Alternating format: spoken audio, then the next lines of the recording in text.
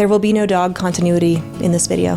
None whatsoever. When you need some dough, you don't know where to go in this patriarchal capitalist hellscape. Well, here's the sitch, we're gonna help you, sis, because bitches get riches. Bitches get riches. Bitches get riches. Bitches get riches. And so can you. Gather round, ye children, and I will teach you of an essential moment in millennial cultural history. The year was 2012, and a white boy with an egregious undercut was topping the charts by rapping about your granddad's clothes. I'm gonna pop some tags, only got $20 in my pocket. I'm hunting, looking for a come up. This is fucking awesome. Not only was this chart-topping song a banger, in fact, it slapped. And not only was the music video a cultural zeitgeist that would define a generation's visual aesthetic, but the whole moment of thrift shop was a lovingly earnest ode to what we, the post-Great Recession generation, valued. It was tacky. It was fun. It was simultaneously both anti-consumerism and materialistic. It was juvenile and absurd, and it loved a goddamn deal. Did I mention? It slapped. Washing it, about to go and get some compliments, passing up on those moccasins. Someone else has been walking in by me and grungy fucking men. I'm stunting and flossing and saving my money, and I'm hella happy that's a bargain, bitch. Anyway, that's how I remember it, and I will not be accepting alternate historical interpretations at this time. The point is that I am still living inside Macklemore's thrift shop, and that makes me kind of an expert on secondhand shopping. This expertise is more valuable now than ever. It's been ages since we first wrote about how almost anything can be purchased secondhand. And since then, we've covered how a lot of secondhand shopping is experiencing a nauseating price hike. That said, there is cheap treasure yet to be found if you know where to look. It just requires a little extra time, a little extra wisdom, and a little extra elbow grease. So here are our 5 best secrets to secondhand shopping like you want to make an elder millennial proud. Secret number 1. Banish your snobbery. I don't know who came up with the idea of luxury consignment shops, but I both love them and hate them. I'm not talking about your Goodwills or your Arcs. I'm actually talking about the cutesy little boutique with the cutesy little name like Third Time's the Charm, or Clothes Horse, or Second Love, or What Goes Around Comes Around. Side note, 2 of those are real stores, and 2 of them I just made up, and I'm never going to tell you which one is which. Instead of accepting donations, these shops operate on a consignment model, sourcing their goods from folks who want to make money upcycling their old looks and splitting the profits. I love these thrift stores because they give you that boutique atmosphere, the feeling that you're shopping a carefully curated collection of goods lovingly overseen by a quirky shop owner and her even quirkier octogenarian of a mother, and you can find rare designer brands and high-quality goods with ease. And you can do it all within the trendy comfort of a converted brownstone. But I also hate these consignment shops because one was the scene of my greatest shame as an auntie. So my teenage nibbling loves secondhand shopping, so I took them to one such boutique for an afternoon of thrifting. And after looking all around with excitement, their face quickly fell. It's all too expensive, is what they told me. Which, yeah. So I quickly realized my error. The careful curation and neat atmosphere of the shop was coming at a pricing premium. It was a for-profit business, and its high-quality, gently used inventory was priced accordingly. My nibbling wanted cool, quirky finds, but they also had the budget of an unemployed middle schooler. So off to Goodwill we went, where the goods were abundant and the prices rock bottom. My place as the favorite auntie was salvaged, and we both went home with some sick and inexpensive finds. Nonprofits like Goodwill and ARC will take just about anything donated. They aren't picky with their inventory, and as a result, they can keep costs low and pass on the savings to their customers. Sure, the fluorescent lights and untidy racks lack a certain je ne sais quoi, but this Vera Wang top cost me $6, so consider my snobbery officially banished. Now, I usually walk right by the consignment boutiques and do my secondhand shopping at Goodwill on the reg, and I like it. Goodwill. Poppin' tags. Secret number 2. Know your brands and sizes. Quality varies wildly between brands. We went over this when we talked about the perils of fast fashion, i.e. subpar materials, slapdash designs, and rushed manufacturing all make an item less likely to survive its first owner, let alone its second. This is why I recommend thoroughly researching brands before secondhand shopping. Test it out in the manufacturer's store. Feel and see its quality with your own hands. Read reviews and ask friends about their experiences. From there, you can memorize a list of brands you trust and ignore the rest at the thrift store. Pop them tags, honey.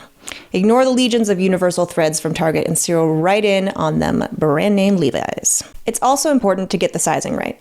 Most, maybe all, thrift stores no longer have fitting rooms, at least not in major cities like mine. I won't speculate on the sort of incidents that cause them to close their fitting rooms, but it does present shoppers with a conundrum when it comes to sizing, especially since it seems to be an ineffable law of the universe that there shall be no consistency in sizes between clothing brands for us lady folk. So while you're out there researching decent, high-quality, long-lasting brands, try them on for size too. Just as you memorize your favorite brands, you should memorize your proper sizes in those brands. For example, last time I needed new jeans, I rounded up every pair of size 28 Madewells I could find in my local thrift store. From there, it was just a matter of picking the color and style that would make this junk in my trunk look less like junk and more like a ripe Georgia peach. I look incredible. Secret number 3. Learn to repair used goods. Learning the most basic repair skills will open up a whole new world of used goods to you. Wait. Come back. I'm not suggesting you convert your bedroom into a Pinterest-worthy crafting workshop fit to rival that of Santa's elves. That's hardly necessary if you're just trying to save money secondhand shopping. But you'd be shocked, I say, at how many people donate clothes to thrift stores simply for lack of basic button sewing on skills. There are people who would rather cart an entire piece of furniture to the donation bin because it's wobbly than bother tightening the screws. Here's my secondhand shopping repair kit. A Tide pen and OxyClean spray bottle for removing stains and marks on used clothing. A small sewing kit for minor clothing repairs. A full set of Allen wrenches. 1 small flathead screwdriver, 1 small cross-tip screwdriver, and a rag and some white vinegar. With these weapons in my arsenal, I can sew on buttons, repair seams, tighten wobbly furniture legs, and wipe clean almost anything worth buying from the thrift store. And it costs me the princely sum of whole minutes of my time. Minutes. Secret number 4. Understand that materials matter. Just as not all brands are created equal, the same goes for materials. You need to learn the difference between hardwood, an actual complete piece of wood made from an actual fucking tree, and particle board, an actual complete piece of shit made from sawdust and wishful thinking. The former is sturdy and composes furniture with a long and useful life, while the latter is ephemeral, composes the furniture equivalent of fast fashion, and crumbles into dust after being moved between roughly 2 to 3 average college dorm rooms. Likewise, there is a huge quality difference between real leather, a long-lasting renewable resource notably unpopular among vegans, and pleather, a shitty simulacrum that flakes apart at the barest whisper of adversity and is literally made from fossil fuels. I won't even touch pleather in a first-hand store, let alone a second-hand store. This does not contradict my advice about banishing your snobbery. It's not snobbery to prefer your shit doesn't fall apart. And it's certainly not snobbery to buy items that last. If anything, it's the definition of cheap. Learn to recognize metal versus plastic, hardwood versus particle board, glass versus plexiglass, wool versus nylon, and leather versus pleather. They might be priced the same at the thrift store, but one is going to last a whole lot longer than the other. Secret number 5. Never buy what you can borrow. The last lesson that this secondhand shopping savant has to impart is this.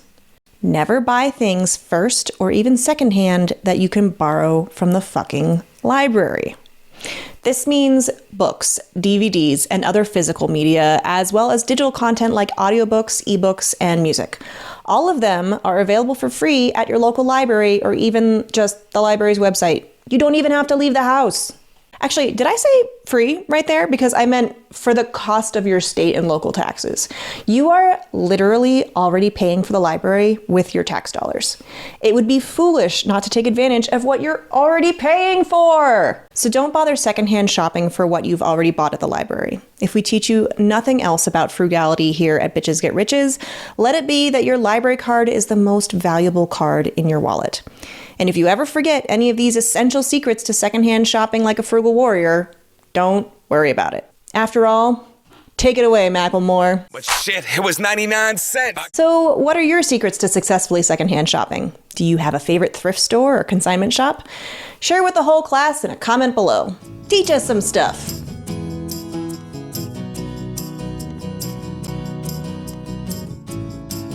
Today's video could not have been made without the fabulous support of our Patreon community.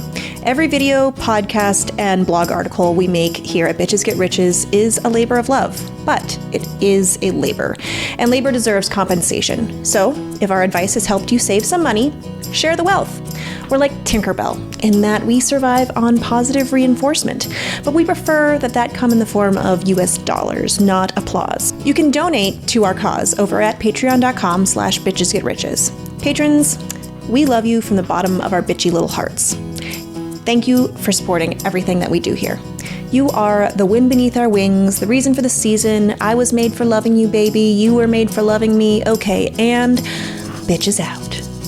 Also, that R. Kelly line in Thrift Shop has aged really, well, poorly. I don't know, that's more than I want to be thinking about R. Kelly.